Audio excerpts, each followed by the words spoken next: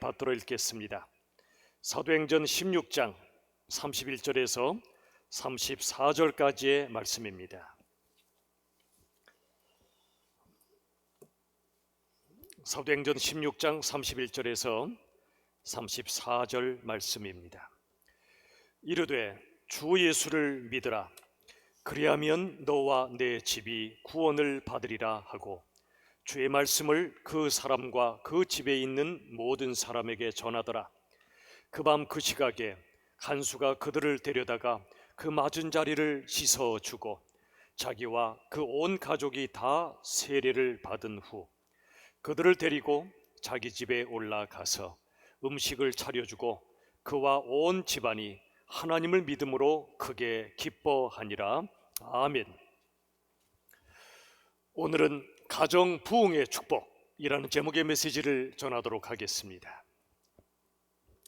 여러분, 사도 바울이 복음을 전하다가 감옥에 갇혔습니다.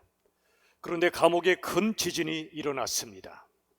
모든 문이 활짝 열리고 수갑과 착고가 다 풀려버렸습니다. 간수는 죄수들이 달아난 줄 알고 칼을 빼서 자결하려고 했습니다. 당시엔 죄수가 도망가면 간수를 사형에 처하는 벌이 있었기 때문입니다. 바로 그 순간 바울이 소리쳤습니다. 그러지 마시오. 우린 안 도망갔소. 간수는 무서워 떨며 바울 앞에 엎드렸습니다. 그리고 말했습니다. 선생님, 어떻게 해야 구원을 받을 수 있습니까?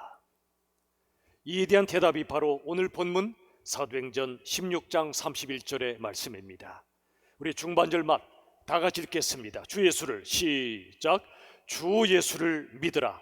그리하면 너와 내 집이 구원을 받으리라. 주 예수를 믿으면 너와 내 집이 구원을 받는다 말씀합니다. 여러분, 가족 중에 한 사람이 믿으면 모든 가족이 자동으로 구원받는다는 뜻일까요? 그렇지 않습니다. 구원은 각자입니다. 그러면 31절의 말씀은 무슨 뜻일까요? 32절의 말씀에 그 답이 나와 있습니다. 사도행전 16장 32절 우리 다 함께 읽습니다. 시작. 주의 말씀을 그 사람과 그 집에 있는 모든 사람에게 전하더라. 아멘. 주의 말씀, 구원의 말씀, 즉 복음이 그 사람에게 전해지고 그 집의 모든 사람에게 전해졌다는 뜻입니다. 가족 중에 한 사람이 먼저 예수를 믿으면 그 사람을 통해 다른 가족들이 복음을 전해 듣고 온 집안이 구원받는 역사가 일어난다는 뜻입니다. 33절의 말씀 보시죠. 16장 33절, 참 놀라운 아름다운 장면이 묘사되어 있습니다. 그 밤 그 시각에 간수가 그들을 데려다가 그 맞은 자리를 씻겨주고 자기와 그 온 가족이 다 세례를 받은 후 그랬습니다. 간수는 바울 일행이 얻어맞아 생긴 상처를 정성껏 씻어주었습니다. 동시에 온 가족이 세례를 받았습니다.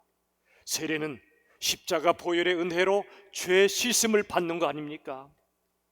바로 그날 밤 상처도 씻어주고 죄도 씻음 받는 참으로 아름다운 장면이 연출되고 있었습니다. 이게 바로 부흥의 역사입니다. 여러분, 우리 가정마다 이러한 부흥의 역사가 일어나야 하지 않겠습니까? 은혜와 사랑으로 서로를 씻어주는 가정이 되어야 하지 않겠습니까? 여러분, 누구에게나 씻음받아야 할 죄와 허물이 있습니다. 십자가 은혜로 씻음받아야 합니다. 또 누구에게나 씻음받아야 할 상처와 아픔이 있습니다.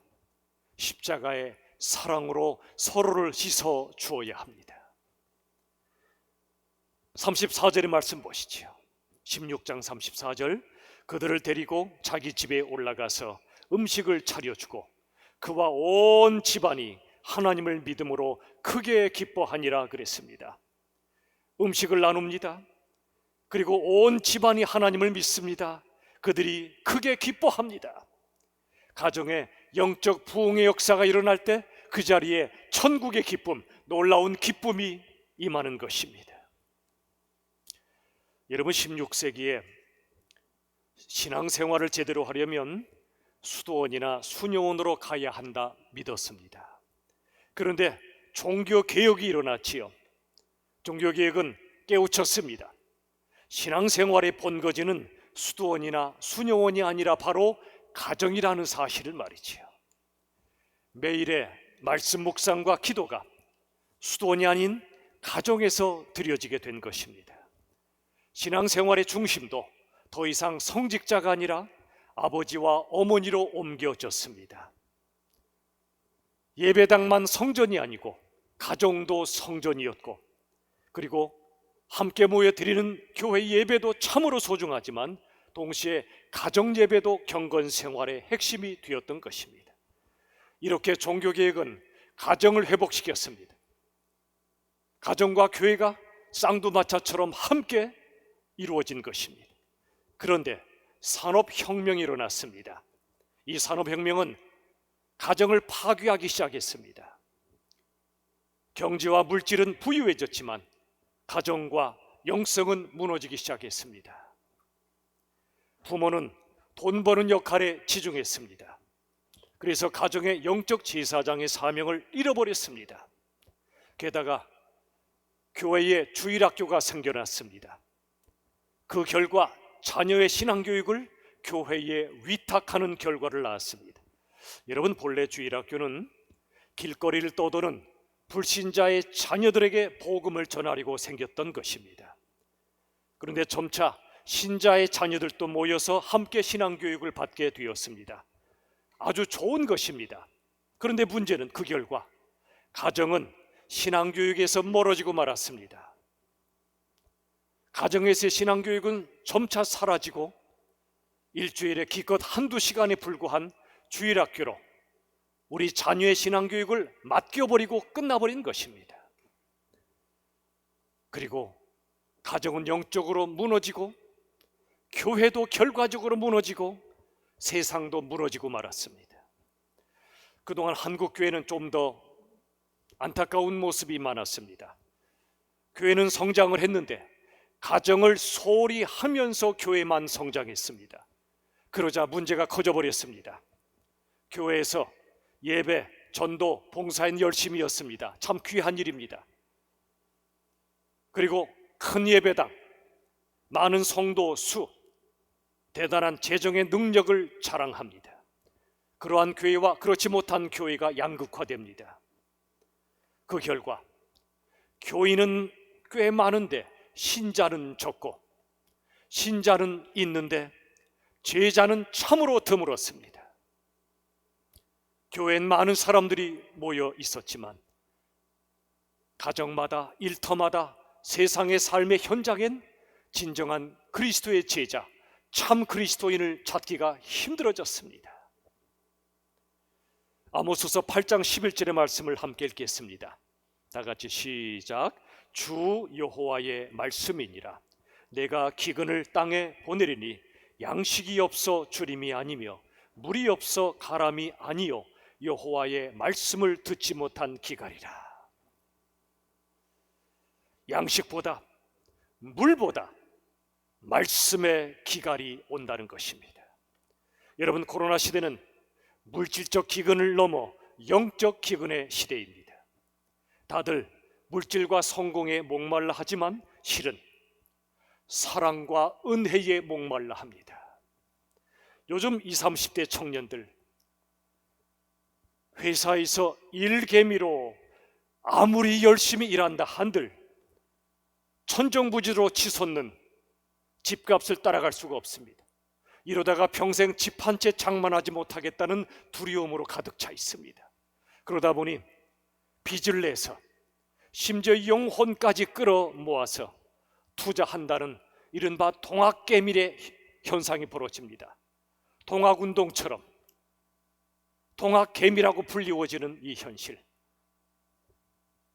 참 마음이 아픕니다. 젊은이들에게 희망이 보이지 않으니까 바로 이러한 일들이 벌어지고 있습니다. 이러다가 혹여라도 거품이 꺼지기라도 한다면 그들은 엄청난 상실감과 허탈감에 시달릴 것입니다. 그들이 대박을 친다 해도 어쩌면 그들은 하나님보다 물질을 더 의지하고 말 것입니다. 사사기 2장 10절의 말씀 하반절만 같이 읽겠습니다. 시작. 다른 세대는 여호와를 알지 못하며 여호와께서 이스라엘을 위하여 행하신 일도 알지 못하였도다. 여기 다른 세대는 다음 세대를 가리킵니다. 그들은 여호와를 알지 못했습니다. 하나님의 사람 여호수아와 함께 동역했던 장로들이 죽은 이후에 그 다음 세대는 하나님을 모르고 하나님의 행하신 모든 역사도 알지 못했다는 것입니다. 왜 그랬을까요?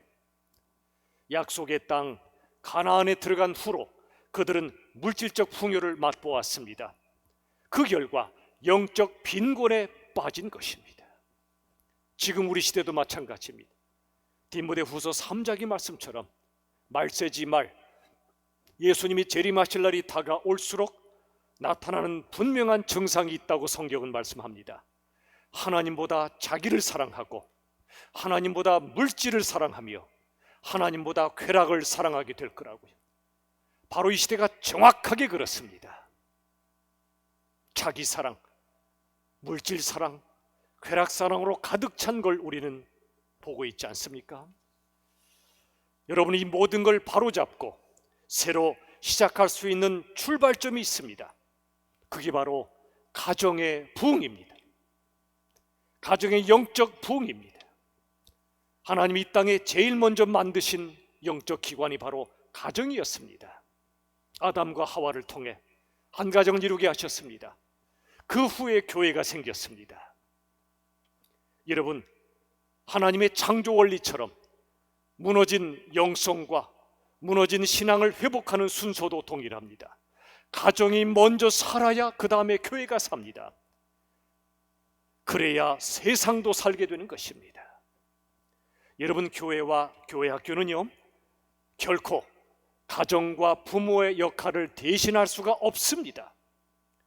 교회와 교회 학교의 역할은 뭘까요? 가정을 돕고 부모를 도와서 먼저 가정이 영적으로 부흥할 수 있도록 섬기는 것이 바로 교회와 교회 학교의 역할입니다.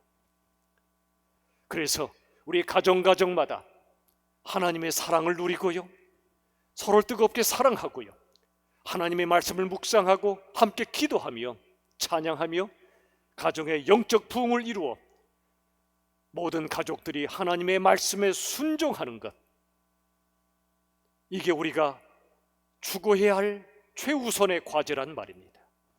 사도행전 10장 2절의 말씀 보시죠. 신앙적 모델 가정이었던 고넬료 가정의 모습이죠. 같이 읽겠습니다. 시작. 그가 경건하여 온 집안과 더불어 하나님을 경외하며 백성을 많이 구제하고 하나님께 항상 기도하더니. 고넬료라고 하는 참으로 귀한 믿음의 사람은 자기 혼자만 경건하지 않았습니다. 그가 경건한 결과는 뭐죠? 온 집안과 더불어입니다. 온 가족과 더불어 하나님을 경외했고요, 함께 백성을 많이 구제했습니다. 벌어다 주는 돈으로 그저 많은 축제하는 데만 혈안이 되는 것이 아니라 주신 돈으로 온 가족이 백성을 함께 구제했던 겁니다. 부모님도 자녀도 하나님이 주신 물질로 나보다 더 어려운 사람들을 구제했습니다. 여러분, 우리 가족은 어떻습니까? 온 가족이 하나님을 경외합니까? 온 가족이 부모와 자식까지 이 땅에 고난받는 이들을 구제하는 삶을 살고 있습니까?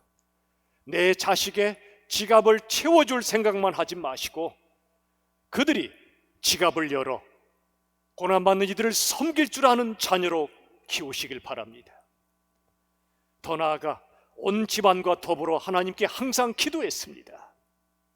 하나님 앞에 참으로 기도하는 온 가족, 이게 바로 고넬료의 가정이었습니다. 영적 부흥이 이 가정에 이루어진 것입니다. 우리가 바로 이러한 가정을 꿈꿔야 하지 않겠습니까? 여러분, 하나님께서 지금 이 코로나의 위기를 허락하신 이유가 뭘까요? 잘못된 방향으로 가던 가정과 교회를 다시 새롭게 하시는 뜻이라 저는 믿습니다. 잠시 교회로 마음껏 모이지 못했던 이때야말로 가정의 영적 부흥을 이룰 절호의 기회입니다. 가정이 부흥되면 교회는 다시 부흥될 것입니다. 그리고 온 세상도 하나님의 말씀과 사랑으로 부흥될 것입니다.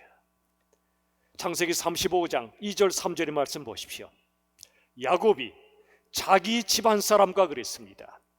자기의 온 가족 집안 사람과 자기와 함께한 모든 자에게 이르되 우리가 일어나 베델로 올라가자. 혼자 올라가지 않았습니다. 우리가 일어나 온 가족이 함께 베델로 올라가자. 베델이 어떤 곳입니까? 야곱이 형 에서를 피하여 먼 곳 라반의 집으로 도망가던 그때에 하나님께서 그를 찾아와 주시고 그는 사닥다리 환상을 통해 하나님이 일하시는 것을 보았던 바로 그 자리, 다시 네가 이 자리로 돌아오게 할 것이라 하나님의 약속이 주어졌던 그 자리가 베델입니다. 하나님의 집입니다. 그런데 그 뒤로 야곱의 가정에 환난의 바람이 불어왔습니다. 이 가정에 풍요가 찾아오고 물질적 부유가 있고 모든 상황이 안정되자 그들이 영적으로 무디어진 것입니다. 영적으로 무너지기 시작한 것입니다. 그러다가 야곱의 딸 디나가 이방인 추장에게 겁탈을 당하는 기가 막힌 일이 벌어지고 야곱의 또 다른 아들들이 원수를 갚겠다고 그 추장과 여러 족속을 무자비하게 살육했던 일이 벌어졌습니다. 환난의 바람이 불어올 때 야곱은 순간 베델을 떠올렸습니다. 우리가 무너져 있었구나. 우리 가족의 영성과 신앙이 무너져 있었구나. 세상에 동화되어 살았구나. 우리 가정이 세속화되었구나. 깜짝 놀라고 그런 회개하며 온 가족으로 하여금 우리가 일어나 다시 베델로 올라가자고 외쳤던 것입니다. 우리가 거기 가서 하나님께 제단을 쌓아야 한다. 진정한 예배를 회복해야 된다고 외쳤던 것입니다.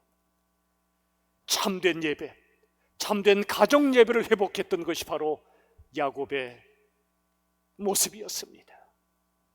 사랑하는 여러분, 우리 모두 이 코로나 시대에 그저 버티지만 말고 바꿔야 합니다. 양적 성장 중심에서 질적 성숙 중심으로 나아가야 합니다. 그저 교회 숫자가 많아지면 모든 것이 다 된 것으로 착각했습니다. 천만의 말씀입니다. 하나님은 신명기 7장에서 말씀하시거나 요한계시록 빌라델비아 교회를 통해서도 말씀하십니다. 하나님은 오히려 많은 수가 아니라 작은 수를 선택하여 참된 하나님의 백성들을 만드시고 그들을 통하여 세상을 바꾸신다고 성경은 정확히 말씀합니다. 이스라엘을 하나님이 선택하신 것도 수가 많아서가 아니고 오히려 그들이 작았지만 하나님이 훈련하시고 쓰시기로 작정하셨기 때문입니다. 빌라델비아 교회도 힘도 없고 수도 작고 재정 능력도 약하였지만 그들이 진실하게 하나님을 믿는 가정들이 모여 교회를 이루었습니다. 하나님이 참으로 기뻐하셨고 그들을 통하여 하나님 나라가 이루어졌던 것입니다. 사랑하는 여러분, 버티지만 말고 바꿉시다. 우리 가정의 모습도 교회의 모습도 말이지요. 가정과 교회가 먼저 영적인 성숙을 이루어가야 합니다. 온전한 예배를 드리고 그 무엇보다 하나님을 사랑하며 예수님이 중심이 되시고 주인이 되신 가정과 교회로 다시 회복해야 됩니다. 그리할 때 세상은 우리를 향해 달려올 것입니다. 창세기 41장 57절의 말씀 보십시오. 각국의 백성도 양식을 사려고 애굽으로 들어와 요셉에게 이르렀으니 기근이 온 세상에 심함이었더라.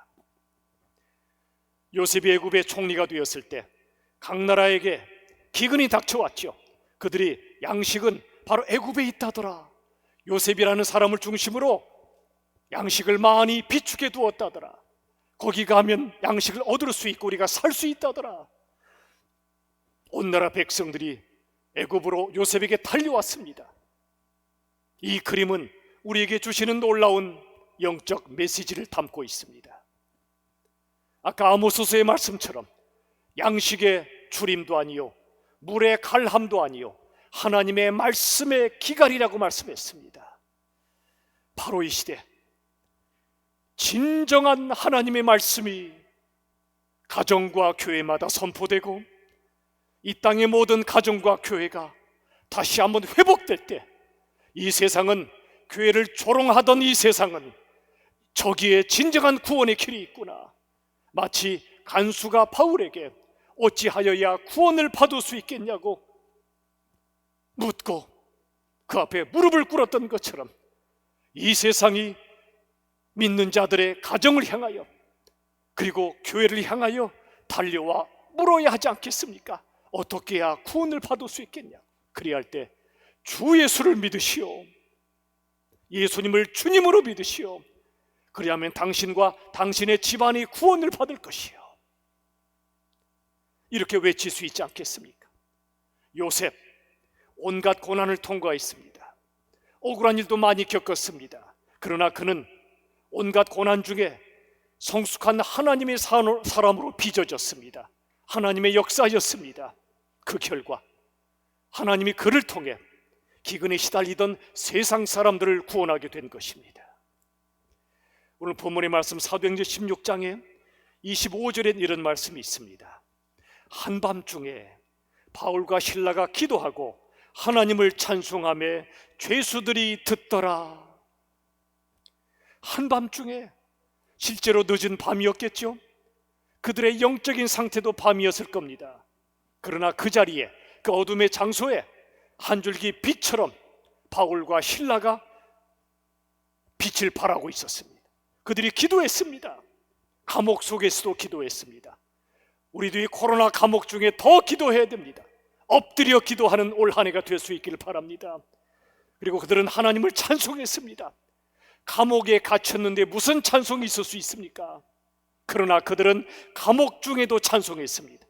우리도 코로나의 감옥 중에도, 인생의 고난의 감옥 중에도 하나님이 살아계심을 찬송하며 하나님의 사랑을 찬송하며 하나님의 영광을 찬송할 수 있기를 간절히 바랍니다. 그런데 보십시오. 다시 16장 25절에 보시면 한밤중에 바울과 실라가 기도하고 찬송했을 때 죄수들이 듣더라 그랬습니다. 그들이 무슨 죄로 들어와 있는지는 모르지만 그들에게 감옥은 절망의 장소 아니었겠습니까?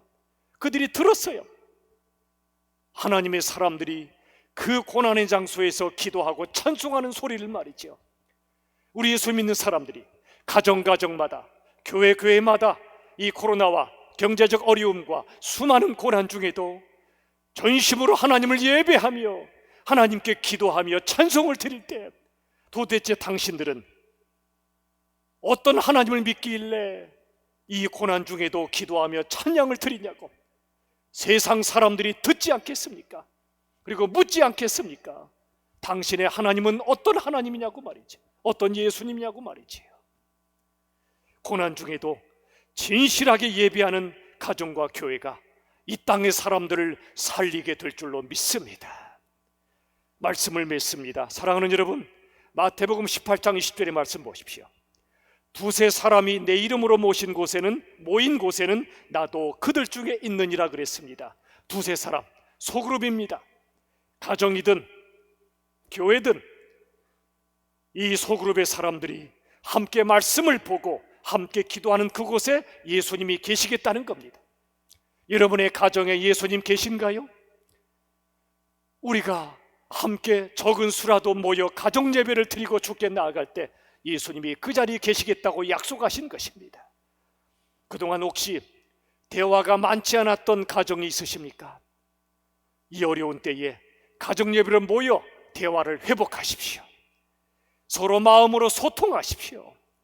그리고 우리 사랑하는 자녀들에게 풍성한 사랑과 칭찬과 격려가 넘치는 시간, 경청해주고 공감해주는 시간, 그래서 하나님의 말씀을 함께 묵상하고 기도하며 찬양하며 함께 예배를 드리고 나아갈 때 우리의 가정이 다시 부흥하게 될 것입니다. 부디 성령 하나님께서 우리 가정마다 이러한 영적 부흥의 은혜를 부어주시기를 우리 주 예수님의 이름으로 축원합니다. 아멘.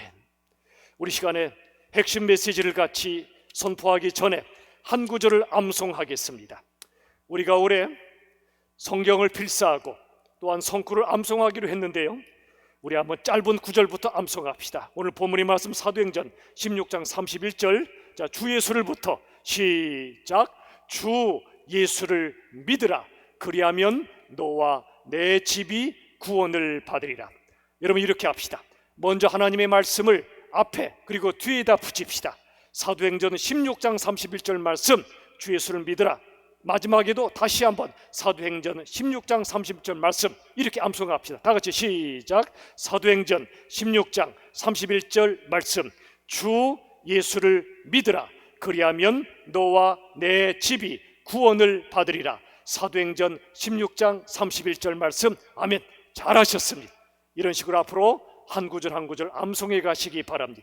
핵심 메시지 세 가지 선포하겠습니다. 첫 번째, 시작. 신앙생활의 본거지는 바로 가정이다.